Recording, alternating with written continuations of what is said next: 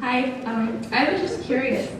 What do you do for inspiration in the moments when like the creativity is just not coming? Like, what do you like try to? Where do you go? Writer's block? Before, yeah. Like, what kind of reveals the story to you?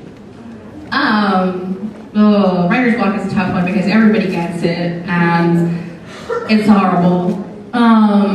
No matter what. But all right. So you all seen the TV show House?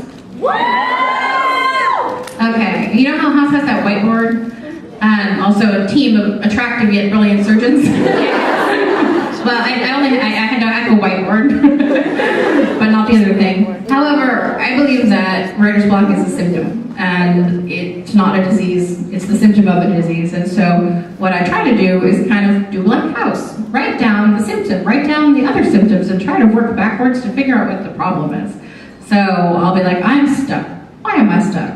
Where am I stuck? Let's work backwards. Did I choose to tell this scene from the wrong character's perspective? You know, did I make a choice somewhere a bunch of pages back that has written myself into a corner? Like, what is the problem and why am I stuck here? And so I do find that that does help me. Not much does with writer's block, so hopefully that will help you too. Thank you. What made you want to write 3 more books in the Immortal Instruments series?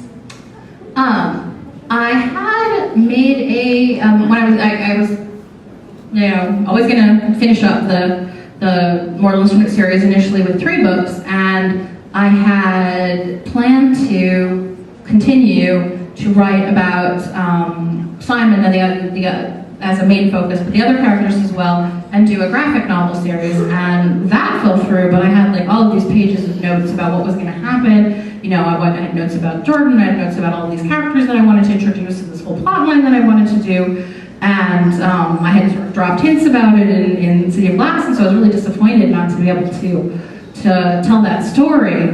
And I decided, why not just do them as books? If I can't do them as graphic novels, which I had thought, the thing was, I thought, well, graphic novels, they're pretty short.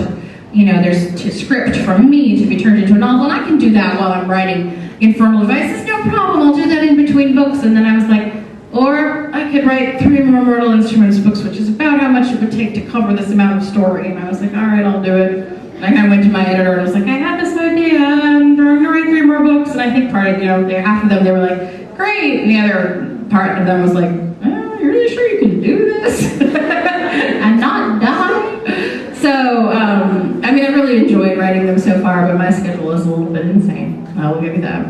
We're actually going to do 2 more. I've got 2 young ladies over here. Okay, Jace kind of lives by this whole, well, at least in the beginning, he lived by this whole motto about how to love is to destroy and to be loved is to be the one destroyed.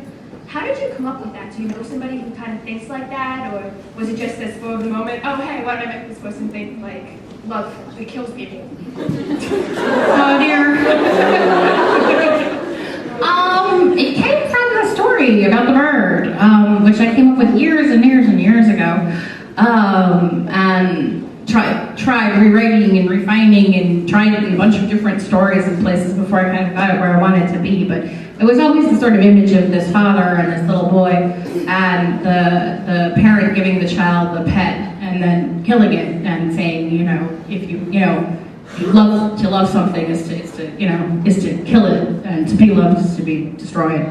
By that affection, love is destructive.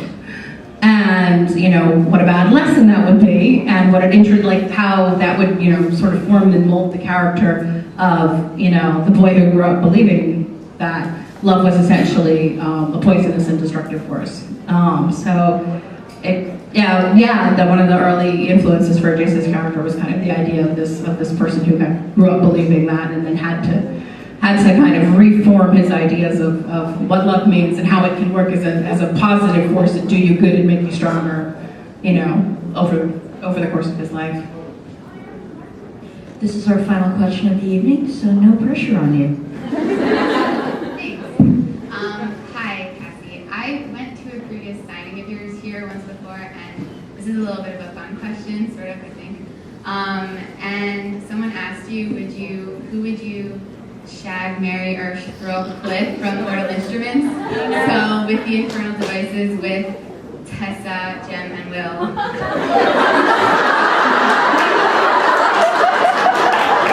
That seems wrong somehow because poor Tessa is going to get, left out because she's a girl and,